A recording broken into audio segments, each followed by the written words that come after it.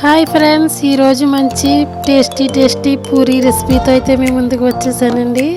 పూరీ అంటే పెద్ద ప్రాసెస్ ఉంటుంది అనుకుంటారండి చాలామంది. అదేం లేకుండా సింపుల్గా ఒక 4 మెంబర్స్కి వచ్చేంత క్వాంటిటీతో ఈరోజు మీకు చెప్తానండి. ఒక 1/2 కిలో పూరీ పిండిని, 1 టేబుల్ స్పూన్ సాల్ట్, చిన్న టీ గ్లాసులు పాలు, కొంచెం ఆయిల్ యాడ్ చేసుకుని పిండిని బాగా సాఫ్ట్గా కలుపుకొని పక్కన పెట్టుకుని ఈలోపు పూరీ కూరని అయితే ప్రిపేర్ చేసుకోండి. ఎందుకంటే ఒక 10 మినిట్స్ పిండి నానితే బాగా వస్తాయండి. పూరీ పిండి కలిపేటప్పుడు పాలు ఆయిల్ వేయడం వల్ల పూరీ సాఫ్ట్గా రావడమే కాకుండా మర్నాడుకు కూడా చాలా టేస్టీగా ఉంటుందండి. ట్రైన్లో ప్రయాణం చేసేటప్పుడు ఎప్పుడు పులిహార బిర్యానీ కాకుండా ఇలా టిఫిన్స్ తీసుకెళ్లే వాళ్ళైతే పూరీ తప్పకుండా ట్రై చేయండి. ట్రైన్లో దొరికే ఫుడ్ హోటల్స్లో ఉండే పూరీలు కంటే ఇవి చాలా బెస్ట్ అండి. మిగిలినవి మర్నాడు కూడా తినొచ్చండి. హోటల్స్లో వేసే పూరీల్లో ఎక్కువ శాతం మైదా పిండి కలుపుతారండి, అందుకు సాగుతూ బాగోవండి అస్సలు.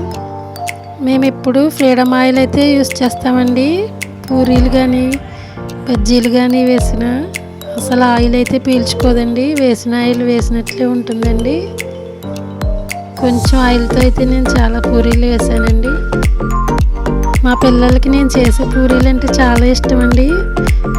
పూరీ అడిగినప్పుడల్లా నేనే ప్రిపేర్ చేస్తానండి. బయట పూరీ అస్సలు ఇష్టం ఉండదండి నాకు. వాళ్ళు చేసే కర్రీస్ అస్సలు బాగోవండి. పూరీలు ఎప్పుడైనా సరే ఫ్రెష్గా కాయగూరలు దొరికినప్పుడైతే చేసుకోండి, కర్రీ చాలా బాగుంటుంది. అప్పుడే పూరీకి టేస్ట్ పెరుగుతుంది. ఇలా అన్ని రకాల కూరగాయలు ఒకేసారి మార్కెట్ నుంచి తెచ్చుకున్నప్పుడైతే ప్రిపేర్ చేసుకోండి. ఏ ఒక్కటి తక్కువైనా టేస్ట్ బాగోదండి.